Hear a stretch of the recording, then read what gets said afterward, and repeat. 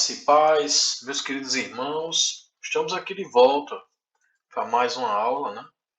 Essa aqui será a nossa quarta aula, será a nossa quarta e última aula para o discipulado do batismo nas águas. Hoje nós estaremos respondendo essas perguntas. Quem pode batizar as pessoas? O que eu devo fazer depois de ser batizado? E nós vamos estar tratando aqui também se o batismo é necessário para a salvação. Amém? Fique ligado, acompanhe aqui comigo. Primeira pergunta: quem pode batizar as pessoas? Via de regra, nós vemos nas igrejas que as pessoas elas são batizadas pelos pastores, na igreja católica pelos padres. No entanto, biblicamente falando, essa ordem de batizar as pessoas ela é subentendida por quem faz o discípulo, ou seja, se eu evangelizo a pessoa e eu ganho aquela pessoa para Cristo Jesus, eu teria a autoridade de batizar aquela pessoa, porque isso é o que está no texto de Mateus, no capítulo 28, versículo 18, que diz assim: Jesus, aproximando-lhes, falou-lhes, dizendo, falou-lhes no caso aos discípulos, aos apóstolos: toda a autoridade me foi dada no céu e na terra. Ide, portanto, fazer discípulos de todas as nações, batizando-os. Então, as pessoas que eram enviadas para evangelizar, para levar a mensagem da graça e da salvação, elas teriam essa autorização para batizar as pessoas que se convertiam. No entanto, nos nossos tempos, nos nossos moldes congregacionais, de igreja e tudo, é prudente, é interessante e é importante que os pastores das suas igrejas conduzam esses batismos por uma questão de organização, por uma questão de hierarquia, tá bem? Então, sendo assim, é interessante que os pastores eles façam isso. No entanto, na carência de se ter um pastor, os diáconos, os presbíteros e até mesmo os missionários que estão nos campos, em cidades, em locais mais afastados, que às vezes só tem ele ali como missionário, ele estaria também autorizado para batizar as pessoas. Certo? Vamos para a próxima pergunta.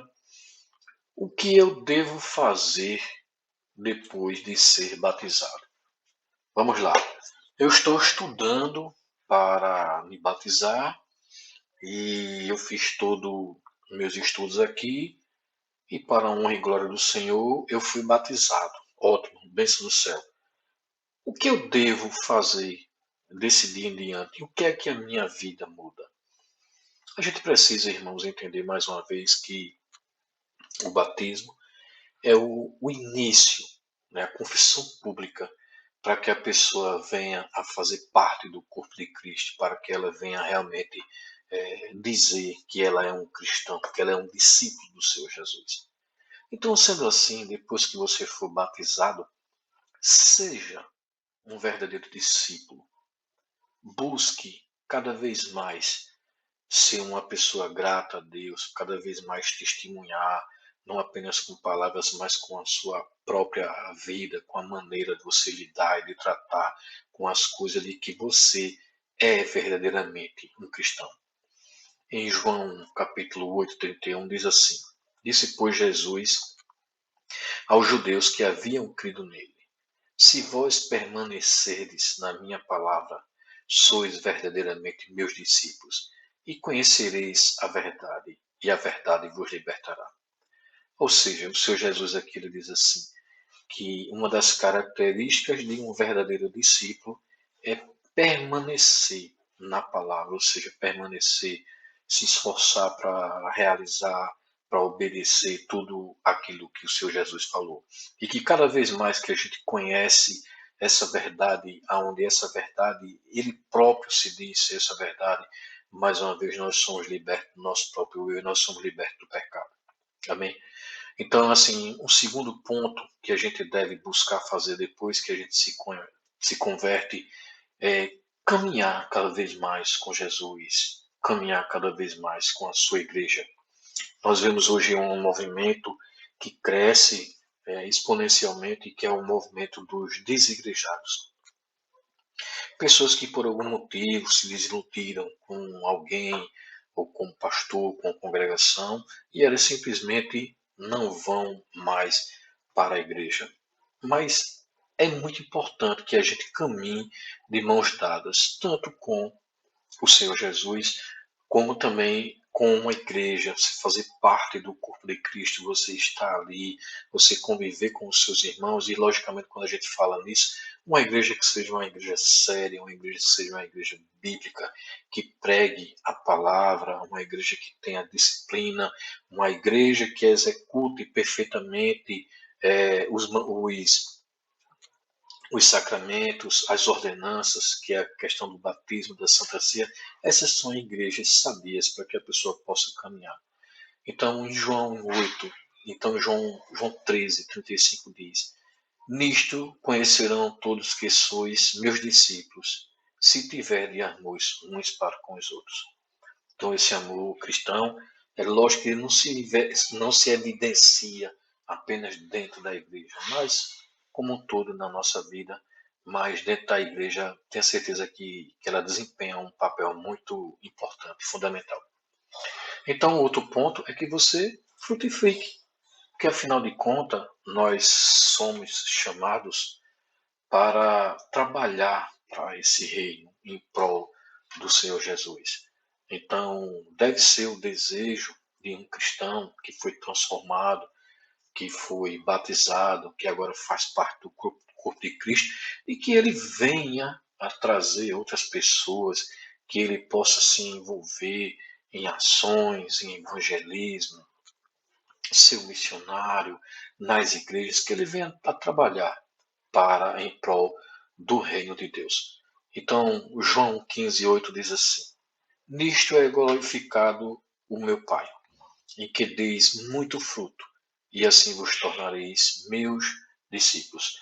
Então, um crente verdadeiro, é muito pouco provável que ele não sinta o desejo de falar do Senhor Jesus para as outras pessoas, que ele não tenha assim a empatia, o cuidado de ver as pessoas que estão perecendo em seus pecados, sem que ele vá ali e transmita uma palavra, e transmita amor, e transmita um conhecimento da palavra de Deus para que ele venha ajudar aquela pessoa daquela maneira. Amém? Então, se você acabou de se batizar, glória a Deus, seja um discípulo verdadeiro, sem falsidades, caminhe cada vez mais com Jesus, se esforce, caminhe com a sua igreja e também frutifique, e você possa aí transmitir essa mensagem para outras pessoas. A nossa última pergunta aqui é: o batismo salva? O que é que você acha? O batismo ele salva? Sim ou não? Vamos ver aqui esse texto em Efésios, capítulo 2, versículo 8, um texto muito conhecido da igreja que diz: Porque pela graça sois salvos, mediante a fé. E isto não vem de vós, é dom de Deus, não de obras, para que ninguém se glorie. Irmãos, então esse texto ele é muito, mas muito claro quando ele afirma a respeito da salvação. E ele diz que a salvação é pela fé. Nós somos salvos pela fé que há em Jesus Cristo. E ele ainda diz mais: não por obras, para que ninguém se glorie. Então não vai ter uma única pessoa que vai chegar no céu e quando ela chegar lá, ela vai bater no peito e vai dizer assim: eu fui capaz de ser salvo porque eu fiz isto ou aquilo, e ela venha a se gloriar e a dizer que ela foi salva com seus próprios méritos, porque isto não é possível, porque a salvação ela é mediante a fé. Então, dito isto, não, o batismo ele não salva. A nossa salvação é única e exclusivamente pela graça, mediante a fé em Jesus Cristo. Amém? Apesar disso, o batismo é uma ordenança do Senhor Jesus, mas ele não salva. Vamos ler esse texto aqui em Lucas, capítulo 23, e acrescentou: Jesus, lembra-te de mim quando vieres no teu reino. Jesus lhe respondeu: Em verdade te digo que hoje estarás comigo no paraíso. Esse é o texto que vai falar sobre um dos ladrões que foi crucificado juntamente com Jesus. Então esse é um texto que ele prova que o batismo ele não é capaz de salvar. Por quê? Porque naquele momento, aquele criminoso, aquele malfeitor que estava preso com o Senhor Jesus numa cruz, ele teve uma vida toda de iniquidade, ele viveu no pecado, mas no último instante de sua vida, ele se arrependeu e ele creu no Senhor Jesus e ele falou com o Senhor Jesus para que se lembrasse dele quando viesse o teu reino. E as palavras do Senhor Jesus foi: eu te digo que hoje estarás comigo no paraíso. Então, se o batismo ele realmente fosse necessário para a salvação, como alguns aí dizem, então o Senhor Jesus não poderia ter dito isso.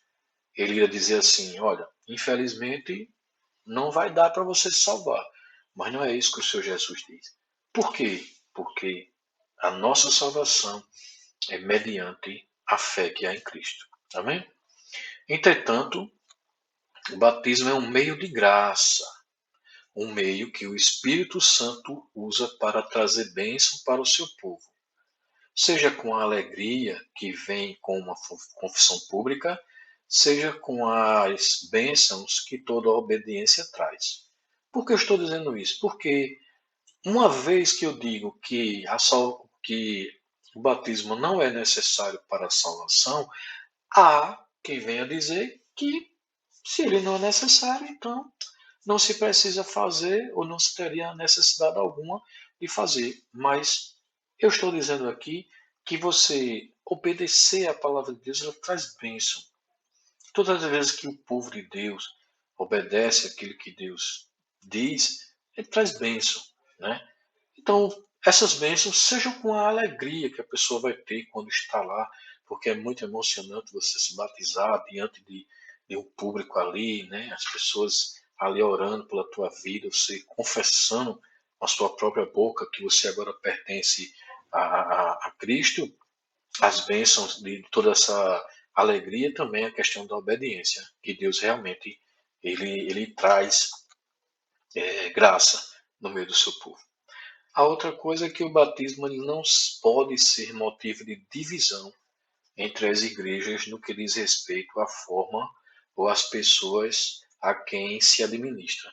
Eu estou dizendo isso, irmãos, porque ao longo do nosso estudo nós falamos é, das formas que acreditamos ser as formas corretas e verdadeiras de como o batismo deve ser administrado, mas a nossa forma de enxergar o batismo como ele deve ser praticado, ele não deve ser motivo de divisão com as igrejas que pensam diferente de nós. Muito pelo contrário, nós devemos ter respeito por essas pessoas e por essas igrejas. Amém? A confissão de fé de Westminster é uma confissão de fé que surge após a reforma protestante, mais especificamente no ano de 1643, e que eu fiz inclusive questão de colocá-la aqui, que é muito interessante, porque como nós contrariamos alguns ensinamentos das igrejas reformadas, algum irmão que veja, alguém que veja esse estudo pode dizer assim, por que está trazendo a confissão de fé de Westminster, uma vez que eles não acreditam na forma reformada de batismo? Sim, nós não concordamos com todas as instruções reformadas a respeito do batismo.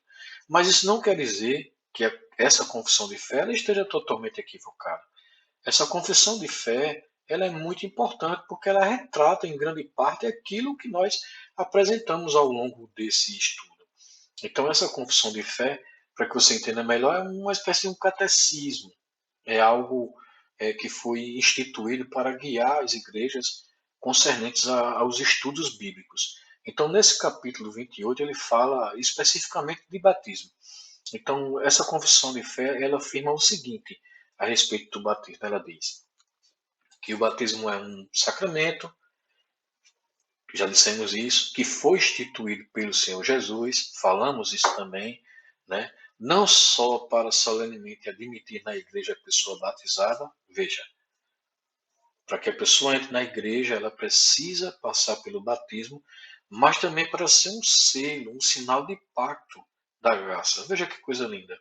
Essa confissão de fé ela diz que o batismo é um selo, um pacto que nós temos. Ela significa tudo isso a respeito da nossa regeneração, da remissão dos nossos pecados, para a consagração a Deus. Veja, essa confissão, ela diz que o ato de você estar se batizando é uma das formas de você estar se consagrando a Deus por Jesus Cristo, a fim de andar em novidade de vida. Este sacramento, segundo a ordenação de Cristo, há de continuar em sua igreja até o fim do mundo, né? Então, enquanto Jesus não voltar, nós estaremos realizando os batismos em todas as pessoas que se converterem. Aí aqui nós temos aqui vários textos bíblicos que vão corroborar com todas essas afirmações aqui, depois você pode ver aí com calma.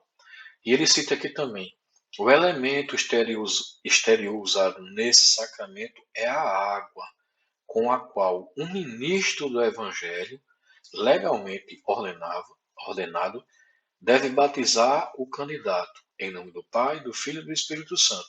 Então, a confissão de fé ela traz aqui, mais uma vez, aquilo que nós já falamos, que ele deve ser administrado com água, que deve ser uma pessoa legalmente ordenada, um pastor, um presbítero, um diácono, e que a pessoa deve ser batizada em nome do Pai, do Filho e do Espírito Santo. E temos aqui também os textos bíblicos. Por fim, a confissão de fé ela diz: posto que seja grande pecado desprezar ou negligenciar essa ordenança. Veja, atenção, eu concordo com isso. Seria um pecado você desprezar, você simplesmente não querer se batizar. Contudo, a graça e a salvação não se acham tão inseparavelmente ligadas com ela. O que é que está querendo ser dito aqui? Mais uma vez reafirmando que o batismo ele não é necessário para a salvação. No entanto, todos aqueles que são salvos se batizam. Amém? É isso que está querendo ser dito aqui. E por fim, ele diz que o sacramento do batismo deve ser realizado uma só vez a uma mesma pessoa, segundo Tito capítulo 3, versículo 5. Então o batismo ele só é realizado uma única vez. Não há necessidade da pessoa se batizar todo tempo, todo ano, ou de vez em quando, ou quando troca de igreja. Só se é admitido que a pessoa se batize novamente quando ela vem de alguma seita, ou quando ela realmente afirma que se batizou, mas que ela não compreendia o que era aquilo, que hoje ela realmente compreende melhor e que deveria fazer novamente. Então, assim sucessivamente. Amém? E nosso resumo dessa aula aqui. Quem pode batizar as pessoas? Nós afirmamos que precisa ser um ministro ordenado, que é prudente que seja realizado por pastores. No entanto, também podem ser designados diáconos, presbíteros e missionários para realizar o batismo. O que a pessoa deve fazer depois de ser batizada? Após o seu batismo, continue caminhando com Cristo, seja um verdadeiro discípulo, cresça na graça e no conhecimento e frutifique. Amém? O batismo é necessário para a salvação? Não, pois a salvação é pela fé em Cristo. No entanto, todo salvo deve entender que é uma ordenança e sentir o desejo de se batizar. Amém? Então nós terminamos o nosso culto, nosso discipulado de batismo com as aulas, batismo com as águas. Essa é a nossa última aula, amém? Eu fico muito feliz de ministrar esse curso, de poder lhe ajudar de alguma maneira, né? Mais uma vez, eu sou o presbítero Marcos Bispo, da Congregação Missionária Semear. Nos encontre aqui na internet, ou se você preferir, vamos lá tomar um cafezinho conosco na nossa igreja. Aqui está o endereço, os dias e os horários de culto. E como eu sempre costumo dizer, Deus abençoe. Obrigado por assistir. Bons estudos.